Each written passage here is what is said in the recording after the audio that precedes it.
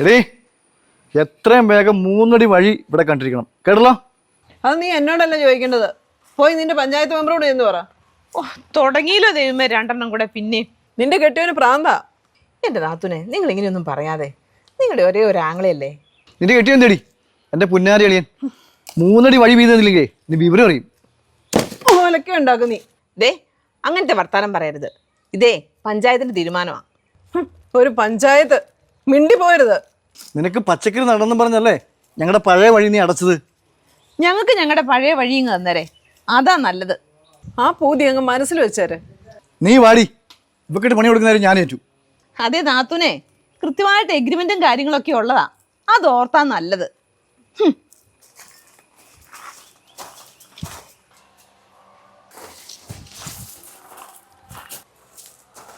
ഒന്ന് പോടാ അവിടുന്ന്. ഇത് എന്നാ കോപ്പറായി കാണിക്കുന്നത്? അപ്പോൾ ഇത് നമ്മുടെ വഴിയല്ലേ? പിന്നല്ലാതെ. എടാ സജി, അങ്ങോട്ട് മാറി നിൽക്കേ. ഇത് ഞങ്ങളുടെ 3 അടി വീതിയാ. ഓ മതിയോ? ആ മതി മതി. എടാ എനിക്ക് നിന്നോട് സംസാരിക്കാനുണ്ടായിരുന്നു. Okay, just wait. സജ്ജേട്ടാ ആ ഫോണിങ് തന്നെ, എനിക്ക് കുറച്ചുകൂടെ വീഡിയോസ് ഒക്കെ എടുക്കാനുണ്ട്. ഓക്കെ, ഇത് നമ്മുടെ സ്വന്തം വഴിയല്ലേ നമ്മളെ. ജസ്റ്റ് വെയിറ്റ്, ഇയാൾക്ക് എന്നോട് സംസാരിക്കാനുണ്ട്. ഓ ഓക്കെ ഡിയർ, നോ പ്രോബ്ലം. പറയൂ, എന്താണ് നിങ്ങൾക്ക് എന്നോട് സംസാരിക്കാനുള്ളത്? എടാ അളിയ, ചതിക്കരുത്. ഞങ്ങളുടെ മനസ്സമാധാനം നഷ്ടപ്പെട്ടിട്ട് കുറച്ച് മാസങ്ങളായി. എടാ മര്യാദയ്ക്കൊന്നും ഉറങ്ങാൻ പോലും പറ്റുന്നില്ല. നമുക്ക് ഈ വഴി പഴയ പോലെ ആക്കിയാലോ?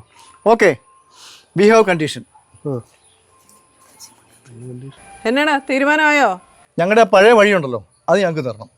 സജി, നീ എൻ്റെ അളിയനാ. നമ്മൾ തമ്മിലൊരു പ്രശ്നവുമില്ല. ഞാൻ നിനക്ക് തന്ന പഴയ സ്ഥലം 3 അടി വീതിയായിരുന്നു.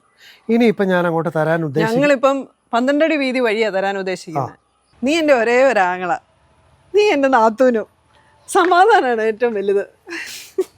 എടാ എനിക്കിനി ഇങ്ങോട്ട് കാല് വെക്കാമോ? ഓ ഇനി ഇറങ്ങന്റെ കളി എന്താ ഇത്? നമ്മളെന്താ ഇത് ചേച്ചി? എന്നാ പിന്നെ ഒരു ചായ കുടിച്ചിട്ട് പോ. ആയിക്കോട്ടെ അല്ലേ. Flash back. എടി അവൻ എപ്പോഴും ഇതിലല്ലേ പോകുന്നത്? അതൊരു വിഷമമല്ലേ അത്? എന്താ ചെയ്യുമോ? അവന് വടക്കേപ്പറമ്പിൽ കൊടുത്ത വഴി ബ്ലോക്ക് ചെയ്തിട്ടല്ലേ നമ്മൾ പച്ചക്കറി കൃഷി നടത്തിയത്. പച്ചക്കറി വെച്ചുകൊണ്ട് നമ്മൾ മര്യാദയ്ക്ക് കൂട്ടുന്നു. പക്ഷെ എന്നാലും നമ്മൾ എന്തെങ്കിലും ചെയ്യണമല്ലോ. ഇതിപ്പോഴും എങ്ങനെയായാലും ശരിയാവില്ല. ശരിയാ, അവന്റെ വീട് അവിടെയല്ലേ, ഒരു കാറ് പോകാനുള്ള വഴി നമുക്കങ്ങ് കൊടുത്തേക്കാം. നീ പറഞ്ഞത് ശരിയാ. എന്നാൽ പിന്നെ അങ്ങനെ ആയാലോ? അതെ, നമുക്കങ്ങ് താണു കൊടുക്കാം. അല്ലാതെ പിന്നെ ഇപ്പം എന്താ ചെയ്യുക? അങ്ങനെയെങ്കിൽ അങ്ങനെ.